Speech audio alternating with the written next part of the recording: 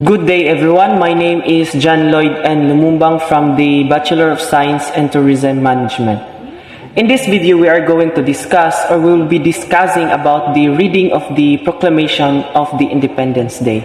But before we proceed in this discussion, we are going to have our objectives as a guide in this topic.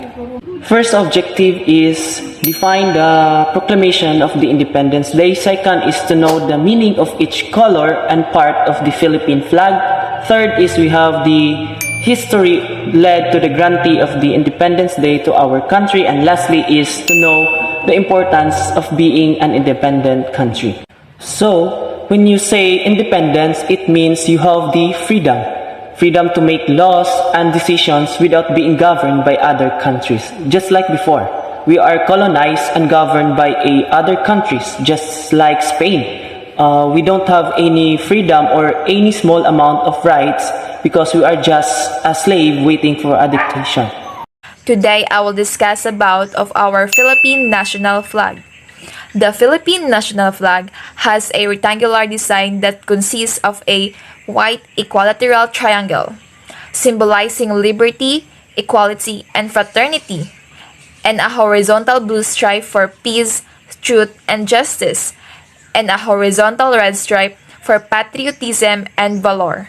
And the three stars stand for the three big islands of the Philippines, namely Luzon, Visayas, and Mindanao. And also, our flag is the living symbol of our country, the Philippines. It is the emblem of our nationhood, of what we have been, of what we are, and of what we hope to be. And our flag are crystallized our common aspirations as Filipinos and our collective vision for our country's future. My report is explain the Proclamation of Independence Day of the Philippines. Official name is Araw ng Kasarinlan, also called Araw ng Kalayaan, Day of Freedom. June 12, 1898 marked our people's declaration and exercise of their right to self-determination, liberty, and independence. This day in history, 1898, June 12, Philippine Independence Day declared during the Spanish-American War. Filipino rebels led by Emilio Aguinaldo proclaimed the independence of the Philippines after 300 years of Spanish rule. The Act of Declaration of Independence was prepared, written, and read by Ambrosio Rianzares Bautista in Spanish. The declaration was signed by 98 delegates or people, among them an American Army officer who witnessed the proclamation. The purpose of independence is to proclaim the sovereignty and independence of Philippines from the colonial rule of the Spanish War or Empire. Thank you, Ms. Patricio, for explaining the proclamation of the Independence Day. Let's proceed to the background on the events that led to the independence of the Philippines. Now, why do we have Independence Day here in the Philippines? The Philippine island became a Spanish colony during the 16th century.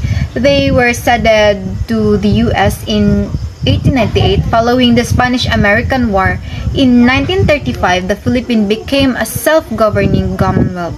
Manuel Quezon was elected president and was tasked with preparing the country for independence after a 10-year transition. In 1942, the island fell under Japanese occupation during World War II, and U.S. forces and Filipinos fought together during 1944 to 1945 to regain control.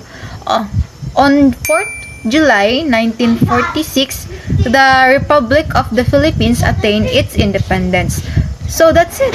That's the short background or the summary that led independence of the Philippines. So that's all, and proceed to next reporter. I will going to discuss when was the Philippine Independence Day granted in the Philippines. Philippine Independence Day granted on June 12, 1898 in Cavite, the second El Viejo on the present day, Kawit, Cavite, Philippines. So the next topic is all about who wrote the Proclamation of the Independence Day of the Philippines. Ambrosio Rianzales Bautista Altamira, born December 7, 1830, also known as Don Bosio, was a Filipino lawyer and author of the Declaration of Philippines Independence Day. The topic that I'll discuss today is about the importance of the Independence Day in the Philippines.